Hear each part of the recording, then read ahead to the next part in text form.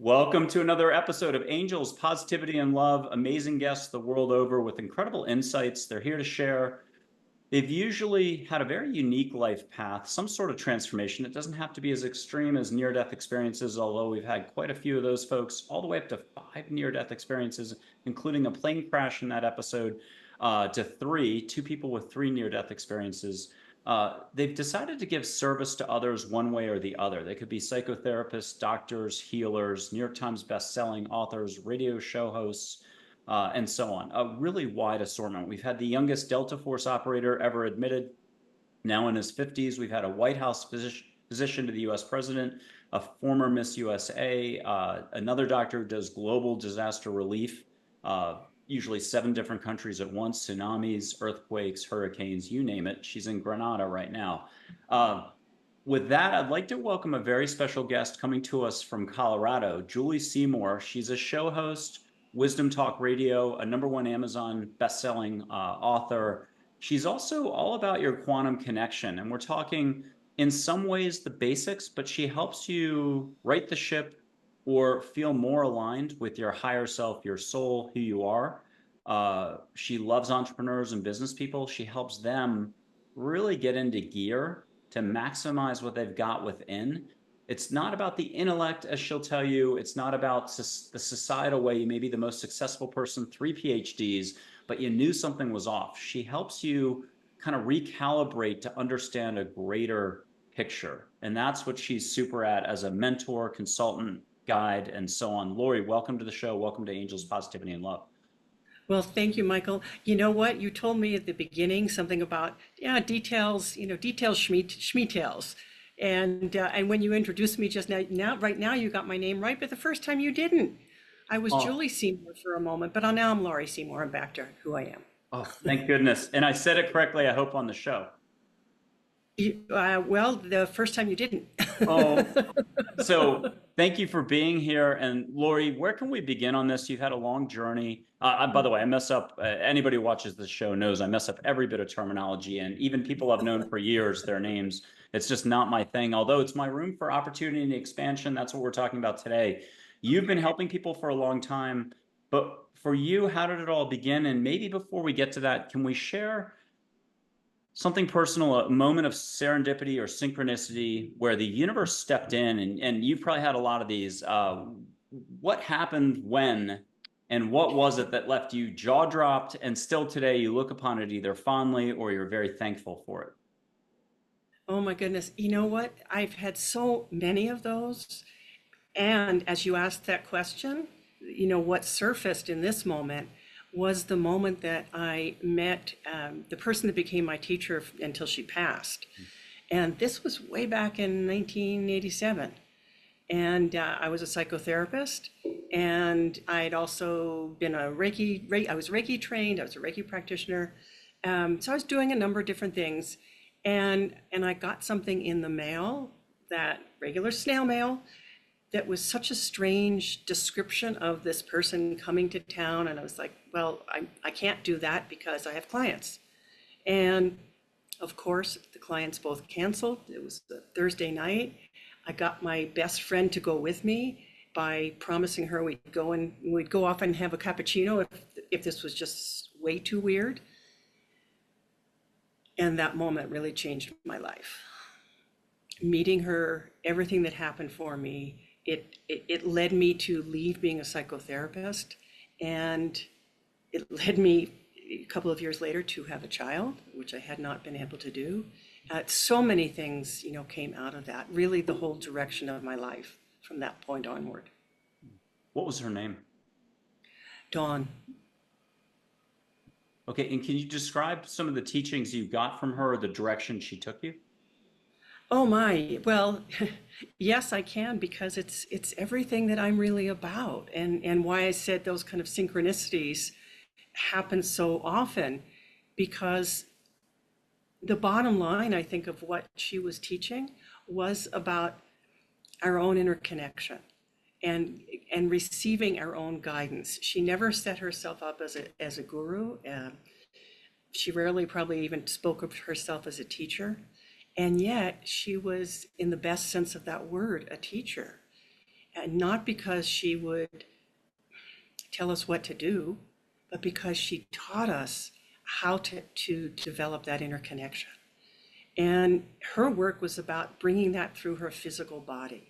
She knew so much about following energy and about listening and about that partnership of self with self. And that inner teacher is in truth alive and well within us. And boy, so so available for every single thing we need to know about.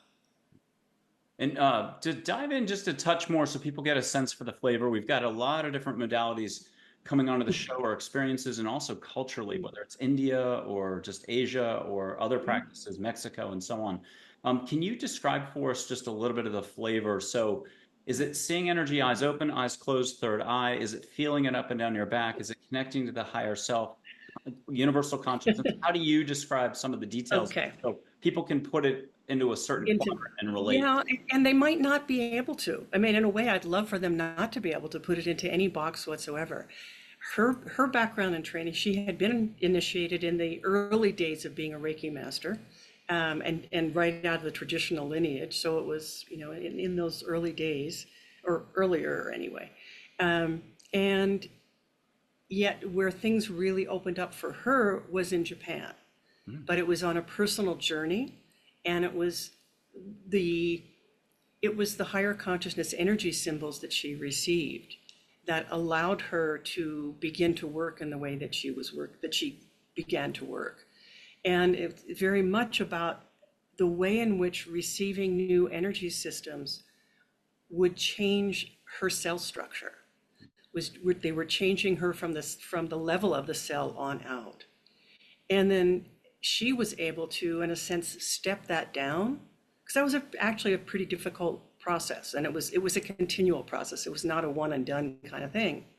And so for those of us who worked with her, and there were about 50 of us that spent about over 20 years with her, and meeting regularly every year, a couple of times a year, and some of us were more closely associated, closely tied, and in relationship with her.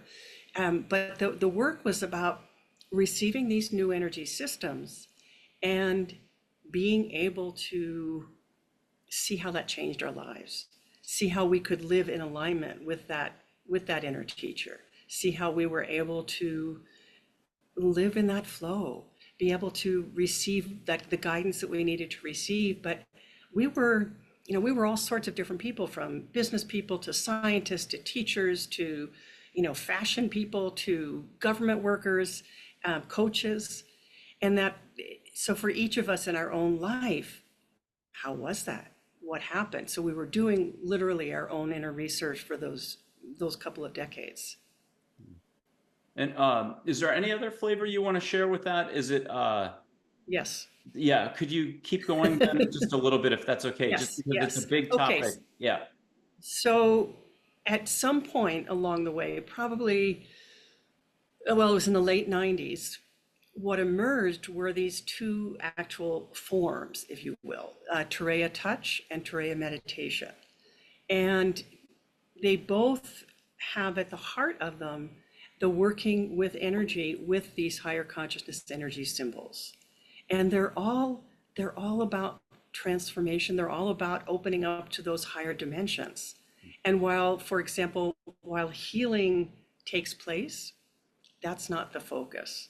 The focus really is about working with your own creative intelligence and with the creative intelligence of the field. And so I was in 1997, I was initiated as the Tera Grandmaster. So really gifting me with the stewardship of this rather esoteric technology. And Dawn continued to move on with her work. She continued to evolve, and with a lot of things unfolding, within her own process. And then let's go big picture, back up, go big picture. Okay. The universe, these are only eternal questions and stuff like that, so no pressure. But Okay. the universe is love, the fabric of the universe. Do angels exist? Are there many other loving beings? And can you just touch on how you handle those topics, the patented Laurie Seymour way? Well, there's many dimensions and there's many levels of beings. And and what is important for me in this work is about going directly to source. So I could leave it at that, in a very simple way, which doesn't mean that I know there are ascended masters. I work with ascended masters. I receive from them, and it's important to me to be able to distinguish and discern where my own guidance is coming from, where the information is coming from, if I'm working with someone. And what's happened is that it's for me in this last period of time, it's more like a moment to moment inner knowing, and just being able to speak in the moment and know, because of that kind of trust and connection, know that this is where it's coming from. And then here's another way to approach the same topic, but not eternal questions. So there's a wide variety of experts out there, authors, best-selling authors, Hay House authors, and so on, from Lynn McTaggart with The Field, who will be a guest on the show later this fall, to many other well-known names. Are there any authors, and I'm about to ask it another way as well, are there any cultures, places around the globe that you appreciate from the perspective of what you do, you feel like it's parallel to, somehow distantly associated or associated directly? The flows over in Peru, the way India does it, and India is really 40 countries in one. So there's two ways over in India out of thousands that you're like, no, yeah, that's very akin to the way we look at things. Can you share with us just a little bit of flavor? Are there some authors that you just absolutely still enjoy to this day? How do you paint that picture? It's a tricky question. Yeah, there are authors, there are people that I interview on my show that, people that I get really excited about how they frame something. I'm very drawn geographically to France, spent a lot of time there. And there's a piece of the Mary Magdalene energies that I respond to and connect with. But I feel like it goes beyond that. The time I spent in Japan with Dawn was certainly really meaningful. And the lineage that she not often, but sometimes would speak to, came from the lineage of Kobodaishi, Ooh, which was, yeah, can you explain that? Sorry. Kobodaishi was a man, and he was a great teacher. He actually brought Buddhism to Japan, and he was the kind of founder of public education in Japan. I think around the 8th century. Maybe I'm really wrong. Maybe I'm remembering that wrong, but it's a long time ago. So it's not. This in a way I try not to associate it with a particular place or time or even in a way tradition. That this is that. What a friend of mine likes to speak to is that, going to the source of knowledge so that it doesn't need that kind of reference point. And I relate very much with what Lynn McTaggart speaks about around the field, because And I probably mispronounced her last name too. But or I did. That's the first person I thought of when you were speaking, was the way she describes the field and everything else. I know she's well received all these Yeah. decades later. Do you know Jennifer Huff? I do not. What is She's she? somebody you should have on your show. She wrote a book called The Physics of Unstuck. No, I think maybe it's called Getting Unstuck. I forget the title of it. I've interviewed her and I've worked with her. But that sense of how we are here as creators, And that's my work. going back now to the biggest picture, the way you say it, the umbrella, and this is the source, or could it be universal flow, universal consciousness? Is it the source pretty much is the way you say it? And I'm just drilling down the last time, but now if you could take us where you want to take us next with all this, because it impacts the way a person does business, the way they flow, the way they go day to day, the way they release their traumas, their stress, the way they were operating. But one more time for us just on the universality of it. Okay, I'm going to talk about it in two ways then, Yeah, thank you. because it's, you said I could do it however I want, right? Yeah. I do speak about it and think about it and feel it as going to source, that which is, that which we are absolutely, we are. I was going to say a part of, we are a part of, we're not separate from, and it's that sense of separation that is, that emerges out of our forgetting that we are that. And that's the book that I'm writing now, and that I hope to have out, well, maybe by the time this show is out. I don't know when the show will be coming out. And from the science side of it, from the physics side of it, I could also speak about the universal field, that field of potentiality, that creative intelligence. Again, that which is. So it's not putting it into any form because it cannot be. And we are that microcosm of that. Every cell in our body is that creation ship. And we get to either create with that, or when we forget, well, we forget and we get stuck and we go through, our stuff.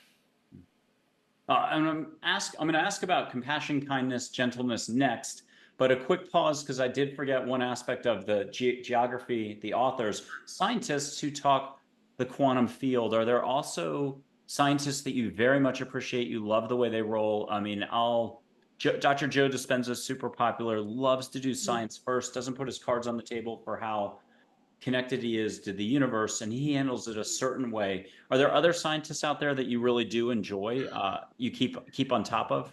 No, no. I mean, there's people I read. No, I'm not a Joe Dispenza person at all. There's people that, oh, gosh, now I'm forgetting his name. Dr. Master Shah. He works with the Tao. I've interviewed him. I've interviewed person that Rulon, I forget her last name, and the way in which they speak about the universe. So there's a lot of people doing different things, and I'm not going to be very good about coming up with their names in this moment. Yeah, yeah. It's the truth. Okay, so where else would you like to take us with, if somebody knocks on your door or it's a workshop or something like that, you've got a bunch of different ways that you work, and it's also spread out over time at, at the year level or 6 months or, and so on. Talk to us a little bit more about all the different folks you've seen over the years, or how a person can appreciate what's being offered. Boy, where do I begin with that? That's such an open question, I isn't know it? you're going to knock this one out of the park like a Major League Baseball player. This is an easy one. So, So let's see.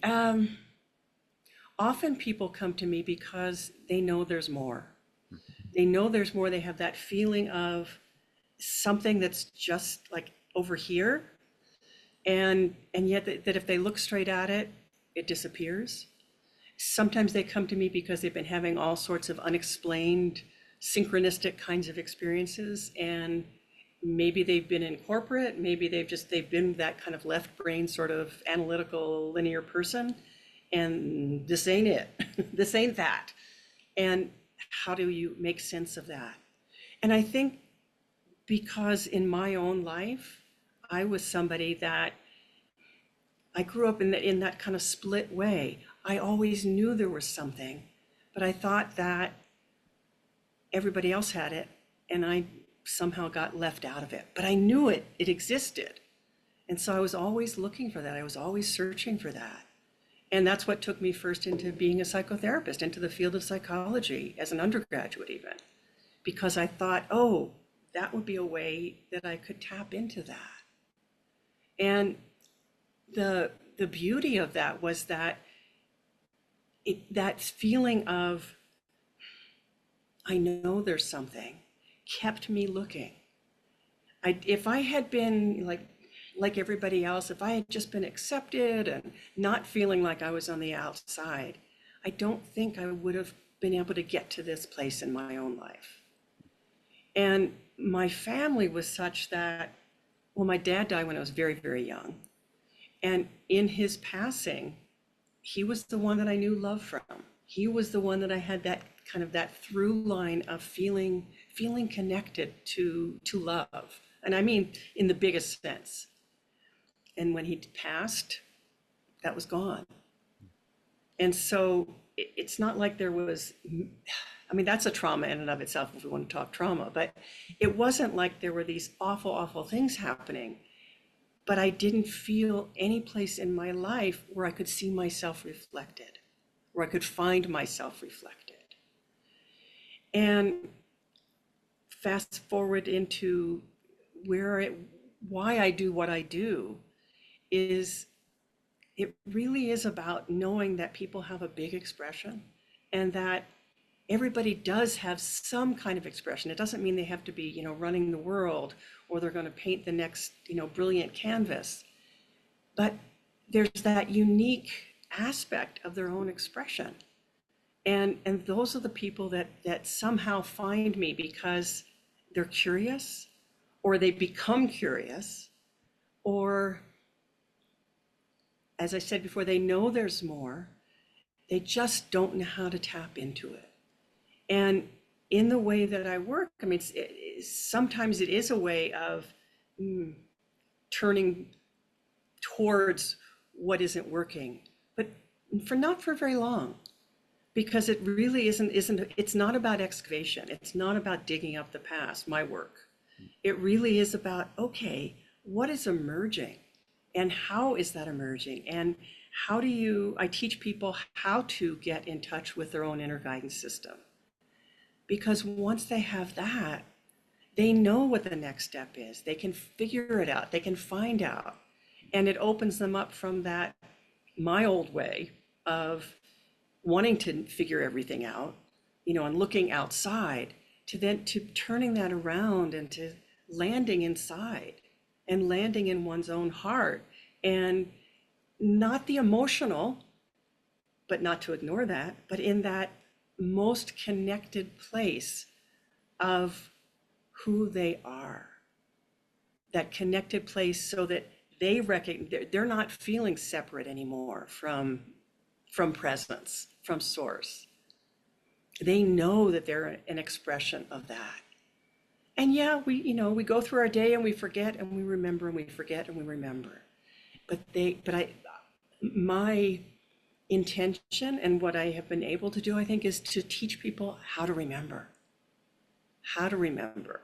so that it's not about me doing anything for them, but it is creating the ground, activating those systems within themselves and enhancing them, activating them and amplifying them so that they can truly express who they are. And often they're people that have a big idea, like there's something they want to create in the world, but they're feeling maybe burnt out or they're feeling too stressed to know exactly which way to go with it. And when you start to know how to rely and receive your own inner information, then you get things like your own brand colors. I remember that happening one time. It was like, wow, that's pretty amazing.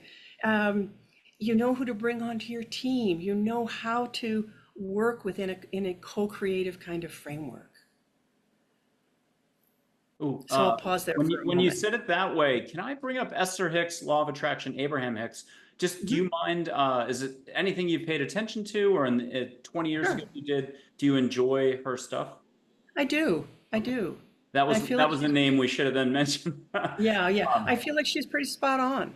Okay, love it. Have you ever gone to one and been in the chair? Gone to one of her I seminars? have not. I have very, very, very close friends who have, but I have not. Okay, you get a door A and a door B for topics to choose which one. I'll tell you what they are in just a second. But when you said remembering to remember, I love that, or just remembering. I think it's one of the most crucial things. I think it was brilliant. And I still remember a bookstore 10 or 12 years ago, a book just fell off the shelf and it was a low shelf. So like it wasn't a big fall. There was nothing on the other side. There was like a wall. So nobody pushed it from the other side of the stack. And I'm like, huh.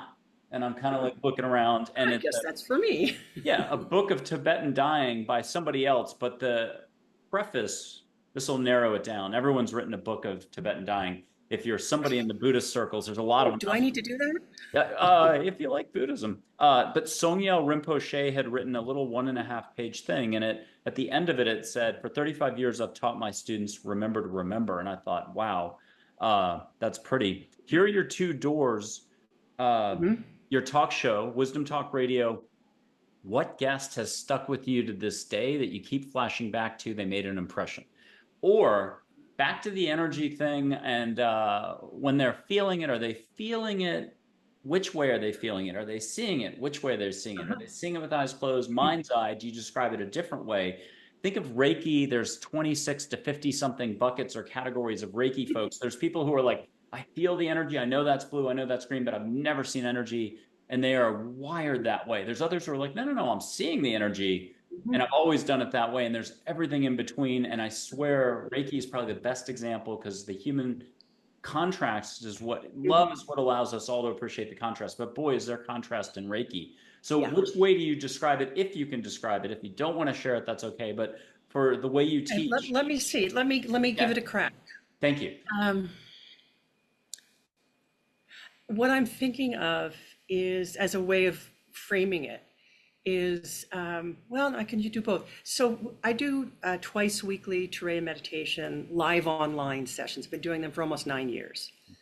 So I've got this library of like 800 recordings of those.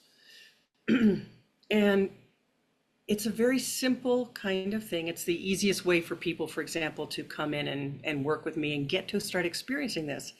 Um, I do a little talk, then we do about 20 minutes of a silent meditation, and then people get to share. Okay, so that's the frame.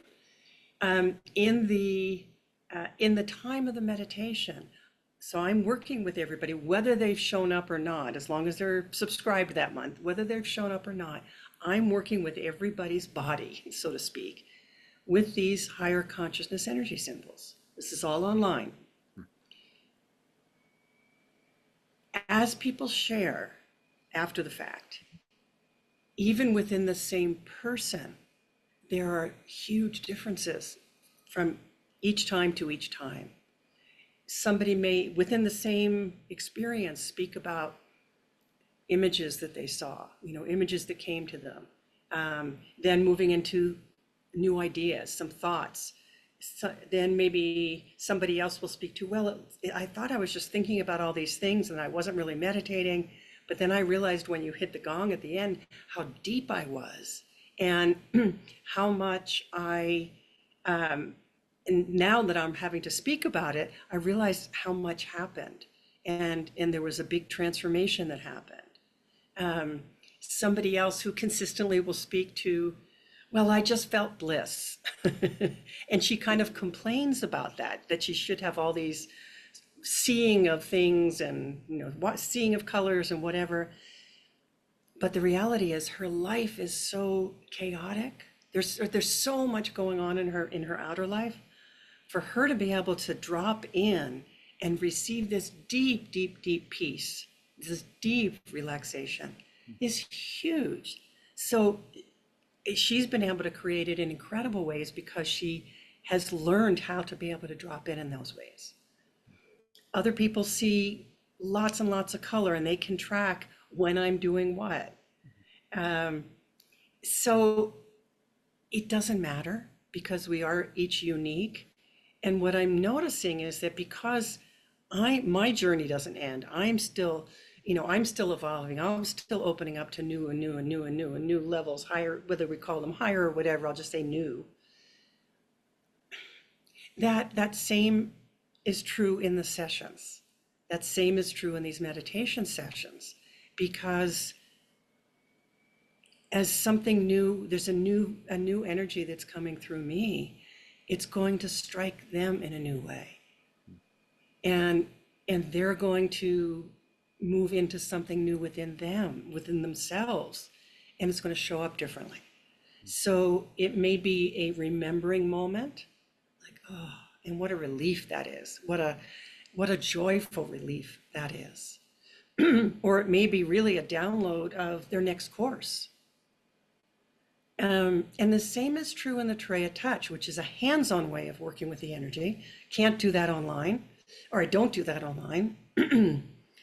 And with the Tera touch, it's a longer, people love the touch piece of it and are more drawn to do working in those ways. And it's a longer time period for a full session where people get to have this whole range of experiences. And a lot of people have, really have those sensory type experiences. Well, I loved how you described it. I thought it was beautiful.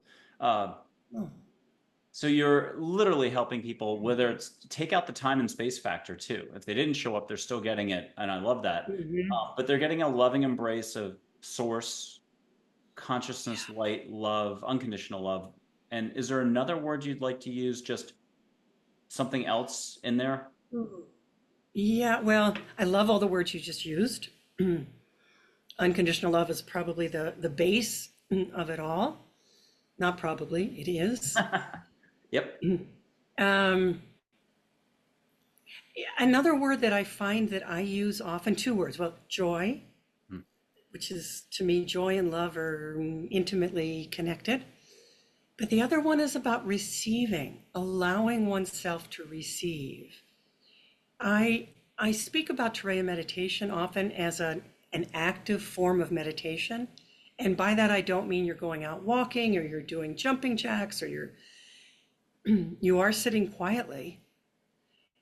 And this isn't about you just spacing out or it's not about you being passive. We have to have an active presence within us in order to receive what is being made available right now, today, for you. So that while there might be a theme, for example, in these sessions, it's still so individual for what that person needs at that moment. And I don't know what that is, and I don't have to, but the energies do. Again, that's beautiful. I love that.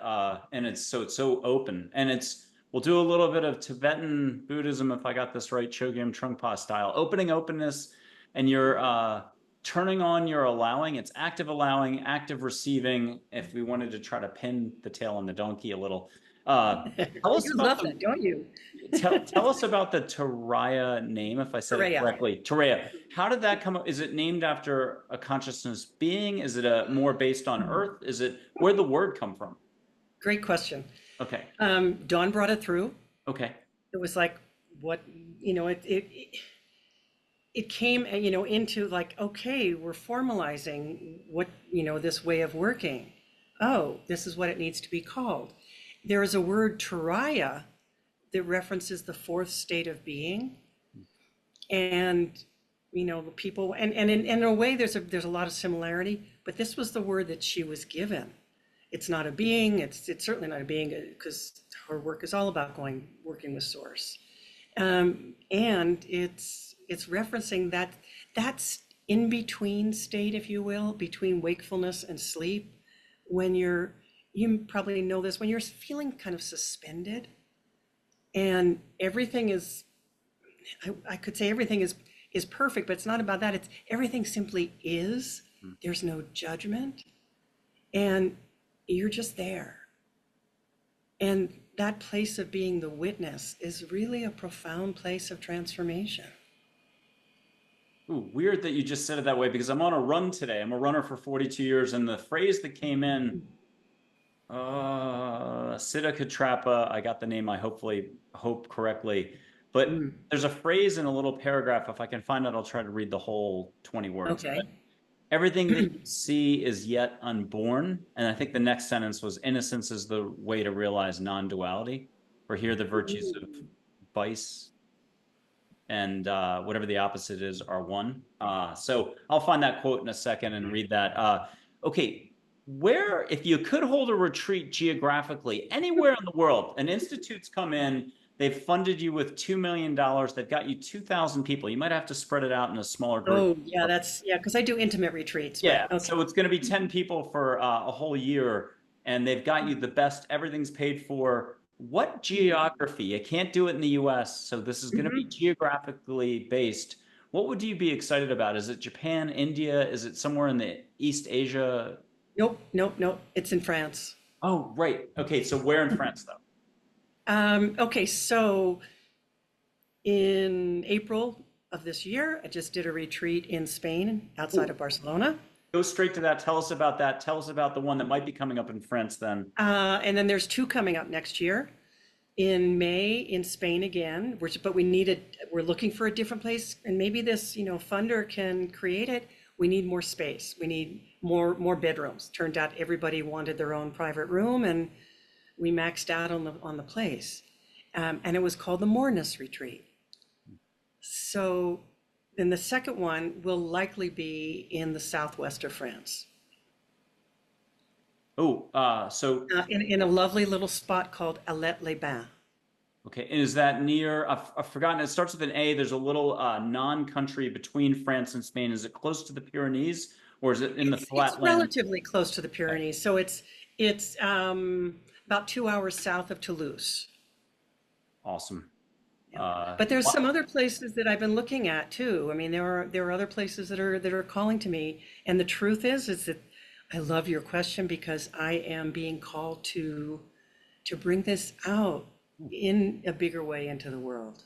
Yay. I'm going to read that quote in a second, but let's have you Okay. jump to, I think you said it was Mary Magdalene. Again, I mess up everything, but if it's the big Mary that we're talking about, again, I am He sorry. is the big Mary. Yeah, I'm going to look like a third Not grader Mother here. Mary, but The big Mary and tight with angels and everything else. But I know she once said, love is everywhere.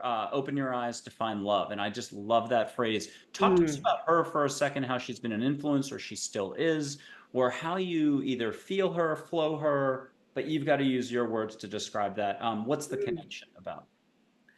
whew.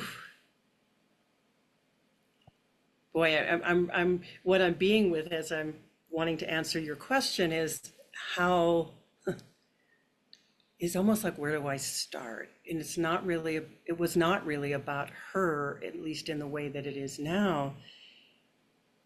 It was in a bigger knowing. Okay, the metaphorical kind of way that I've thought about things for a very, very long time has been about the search for the Holy Grail. And that the search for the Holy Grail is indeed the search for self. And this started, so many decades ago. I remember talking to Joseph Campbell. He's been gone a long time, so I went to see him a couple of times, had a nice conversation with him because that's what I was passionate about. That's something about that really spoke to me. And then kind of forwarding from that, there was a book about the bloodline and about what the Grail really meant was the bloodline. And I'm not going to go into all of that because this is not my area of expertise. But it is something that has been with me on so many different dimensions. And then in May of this year, I got to spend some time with Kathleen McGowan in the southwest of France. She's written a lot about Mary Magdalene. She is one of the foremost experts, I would say, on Mary Magdalene in so many ways. And it is about love for me. I mean, it is about what she brings about that and the remembrance of how it is to be with love, how it is to work with love, and how that can transform every single thing in our lives. It still comes back to that remembering of the connection, remembering of who we are. Because for me, that was my journey of forgetting, of doubting. I had so much self-doubt, so much doubt that, wait, I feel this, but yet my outer world, nothing in my outer world reflects it. Nothing in my outer world tells me this is true. So I must be wrong. Some people don't have that kind of doubt. Some people just like they're unshakable and no, they're all wrong. I've got it. I didn't. And I really had to come to that. And I think that's probably why a lot of the people that are drawn to being with me are people that have had that somewhere in their journey, that sense of forgetting who they are. Another home run. And I've got a quote from three unconditional love figures, not important who they are, they're unconditional love. They said about Mary, she's love, she's everything we need. If we all, and there's not a lot I remember, but I remember this one as well. Mhm. She's love, she's everything we need. If we all had her faith and trust, there'd be no more need for fear or worry. And I thought that was just beautiful. Beautiful, beautifully said. Yes. And Yeah. I found that quote. It's very Indian, like the country of India. So stick Mm. with me. It's what was a 17-year question on what the meaning of non-duality was, because we didn't bother to search out the answer of what non-duality was. But when the time is, right, you have the fruit hit you on the head. Okay. Whatever the yogin sees is his instruction and realization that all he sees is unborn. That is the most excellent guru. Innocence is the way to realize non-duality, for here the effects of virtue and vice are one, Siddha Katrapa. And I thought that was a very pretty, nice way to say it. Hmm. So what is innocence? What is innocence? I mean, I get stuck on that word because um, I can think about the innocence as the holy fool, stepping off the cliff and yet knowing that the support will be there. Um, I can, if I think about the tarot and the full range of life experience and the full range of consciousness experience, how do we bring our deep, deep, deep knowing and all of who we are into that next dimension where we're able to serve at the highest levels? And that's what you do for folks, and you've been doing now for quite some time. I'm not going to even, don't ask me how long. That's okay. Okay. I did have something else. We'll see if it comes back to me. Okay. Talk to us about your favorite one, two, or three guests that have stuck with you this whole time. How long, you can tell us how long you've been doing Wisdom Talk Radio. Yeah, I've been doing it for 8 years. And okay, top three guests. You can Oh abstract dear. them. You don't have to use their names if you don't want. You can Oh, say it was the Reiki person from Japan, and I just love their techniques. Uh, no, and I don't, I'm not one for techniques. So okay, that's but something I can say who right has? now. Well, then their sense of humor. They told you enough Hmm. dad jokes. Oh, well then, come on now. Okay, who are some of the highlights though that Hmm. you still are like, I'm really glad that person came on. It added to the contrast. Just love it. It's not, I won't answer my favorites because I don't even work that way. It's going to be whatever I'm thinking of in this moment. Do you know what I mean? Hmm. Um, Very I'd have to zen-like. go to the list and I go, oh, shit, how can I forget them? And how can I not say them? And okay, that being said, that's my kind of caveat. Yeah, so Cover. they all are like, yep, good thing she didn't pick me. Well, I'm no, I don't mean just that. kidding. It's like it's just that I'm in the moment. Yeah.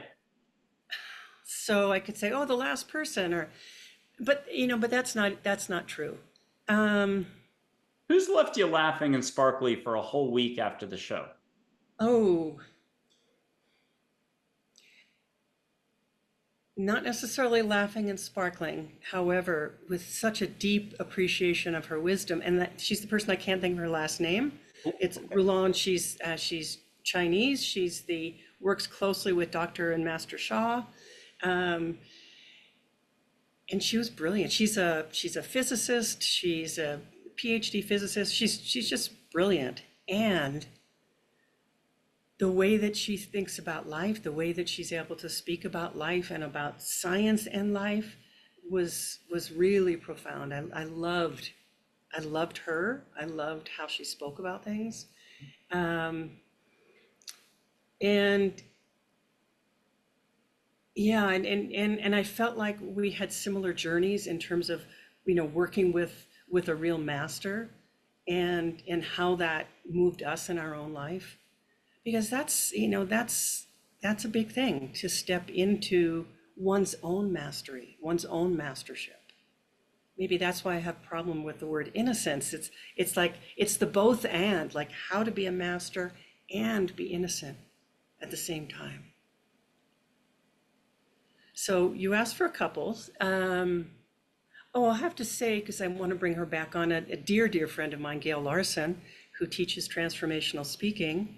Um, we have deep conversations. We were talking about, I don't even remember because it was a long time ago, and I just said to her recently, we need to have another conversation for Wisdom Talk Radio because there's so much changing in the world, and I'd like to talk with her about those kinds of things, and how we get to listen deeply within ourselves, how we, as we go through into later times in life, she talked about, what are we retiring into?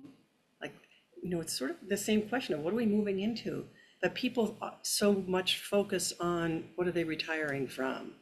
Oh, I can't wait to retire, la la la la la. But if they don't have that sense of excitement and enlivening possibility of what am I moving into, then they usually end up dying very quickly. So that was a wonderful one. I'm staying away from some of the big names because they're not necessarily the ones that were highlights. My friend Bibi Barami, who has walked the Camino countless times and has written a beautiful guidebook. She's written many books. She's a PhD anthropologist. Do you know Bibi? You're shaking your I head. don't, but I was just watching a documentary for somebody who was walking the trail for her dad having passed, and then she came Ah, back 4 years later. It's on YouTube. It's a more recent documentary, small, but it was just great to see it again. There was the Martin Sheen yeah, movie yeah, yeah, everybody knows. Yeah. yeah. She wrote her latest book, or last book was The Way of the Wild Goose, and so I had her on again to speak about that, and it was a really unique way of bringing together the walking the Camino in a particular sort of way. So that was a wonderful one. Um, I've had some beautiful authors who work in different spaces and more the fiction. I don't have too many of those, but I love when I can have somebody on that really sparkles me. That is such a great way to roll. I mean, fiction has always been the secret drip to get it into the folks, to just give you this Exactly. opening openness. We'll call it innocence if you want. The whole letting go and allowing a little bit more. Okay, I Yeah. do have one more technical question. This isn't meant to be anything hard or the Olympics here, but you had Oh, mentioned good. symbols, and then there's all these other ways that people talk about, like light codes or Mhm. galactic coding, but also you could flip that pancake, and on the other side, it could be Earth sacred geometry. And Yep. there's a million ways different people describe it. Is there a way, do you mind just trying to describe the symbol? Ugh. Is it one symbol? Is it always changing? Is it different? Do you see it with your eyes shut once in a blue moon? Like Susie doesn't see anything, but John, every 10th person might actually see a symbol on their eyelids shut or feel it, or is it a description? Can you put some descriptor on the You symbol? know what? I can put a little bit of descriptor on, but I don't talk about that. I don't Yeah. talk about the symbols. It's my way of working with the energies. It's my direct way of working with them. Ooh. It's working with symbols and with the rays, the Is the color rays. symbol through mudras at all, or is it's source symbols coming in and it depends on the situation, you're getting a different one depending on the situation? Is there a way to even categorize or describe it at all? Not really. There are some ways of the symbols have certain purposes, but they also evolve. Sacred geometry is a big part of it all, So and thumbs up for sacred geometry, though. thumbs up for Do you mind taking a couple minutes on sacred geometry, on just relating it to us in a way that you would relate it to us? Sorry. la la la la. So I just had Gregory and Gail Hogue on my show recently, and they are brilliant around sacred geometry. Um, they created this pendant. It's really hard to see on the screen, but it's got two different sides, and it's got gemstones on it, but it's also got gemstones inside and a whole array inside, and creating the toric field. And so it's a very profound thing. I went up to see their place in north of me, a couple hours, and said, yeah, I've got to have that. So what can I say about sacred geometry? It's not my area of expertise. I'm coming at it from the experiential, which is being given symbols, working with them, doing my own research because of what I see happening, and bringing through the information that I brought through. So I'm not specifically asking about how they're working with sacred geometry. I'm not that being that like intellectual about it.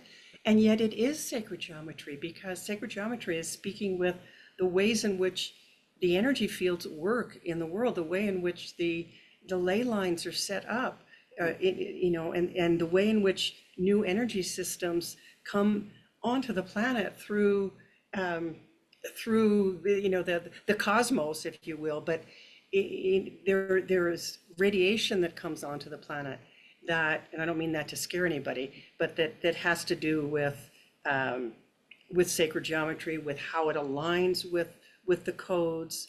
So all of it is the same thing. You use that word codes, Yep. and yeah, it's all part of it. It's not, we can think, oh, well, mine is this or mine is that. And yeah, and I'm not saying you do.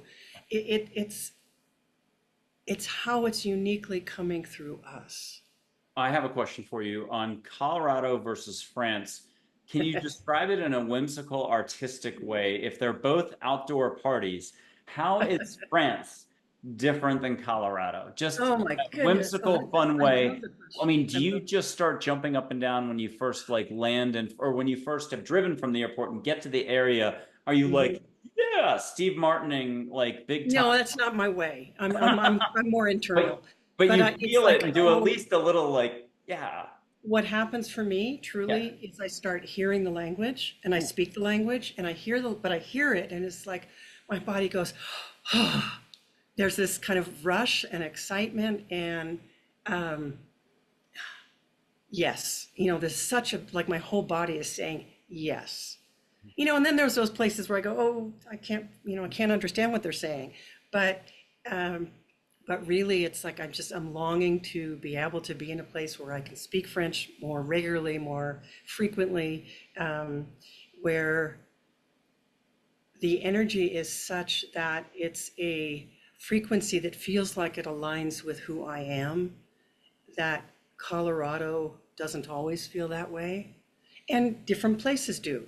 I part of my training with Dawn was we would we did a lot in the Baca Grande area of Colorado. Oh, okay. Thought you might know about I it. don't It know was it. a land grant where literally, every spiritual tradition took a piece of property on this huge, huge land grant and built a center of some sort. Now, we didn't build a center, but she was directed to go there and buy a townhouse and that was one of the places where we met every year for a long, long time. Why was I talking about that? Just the feeling of the lands. Oh, that she used to take us around and she would drive us to different parts of the Baca Grande. It was a very high energy place. It was high desert. It sat on this huge underground lake that was, the whole bottom of the lake was filled with crystals. A lot of people couldn't handle it being there. They'd So say, "Oh, can I'm you going to tell move us how there." you felt when you did? That's an easy one to describe for us. Okay. Okay. So she would take us to different parts of the property and have us like just get out and how did it feel? And some parts of it was like intense pressure on the head and maybe even a feeling of nausea. And it's like we could go into, did something happen here? What is the land carrying? And sometimes it was simply a matter of a vibration that wasn't aligned with who we were or who I am, to make it personal. Go to another part of this whole huge area and it was be like, oh, yeah, the angels just descended onto my shoulders. You know, that opening, that joy and that love. And so, we were very much go here, go there, turn right, turn left, to be able to get these kind of experiences in our bodies so that our own discernment could develop. Beautifully said. I love it. Okay, you're a show host. You know how to wrap up shows. What's one or two items you want to leave us with that are sparkly, fun? What do we need to know daily? What should we be just letting go of? Maybe a little less doing? a little more being, no trying, Yoda. That's, yeah, I mean, we could say that a little, we're human beings and not doers. And however, I think I want to take a different attack. Um, we are creators. It's our, not just, it's like our right to do that, but it's what our natural energetic tendency is to create. We can get caught up in the doing and not tune into what is wanting to be created through me. What is wanting to be expressed through me right now. And people don't realize that that shifts and changes because we're connected into this whole field. We're part of this whole field. And if somebody's doing something over there that relates to us in some way, that's going to have an impact, whether we know it or not. So my work is about one's quantum connection. And a quantum leap is not one that's predictable. It's not one that we can track every step along the way. It's like it's receiving grace. And so realize that that's always available. That's what I'd want to say, that that's always available. And it's where are you putting your attention? And what are you willing to receive? Again, ball knocked out of the park, leather off the ball. Somebody in a parking lot over the stadium itself has now found a ball without the leather. It was a really well put final closing statement. Laurie Seymour, thank you very much for being on Angels, Positivity, and Love. Total treat to have you on. Thank you so much, Michael. I really appreciate being with you, and I love all your questions. Well, thank you again.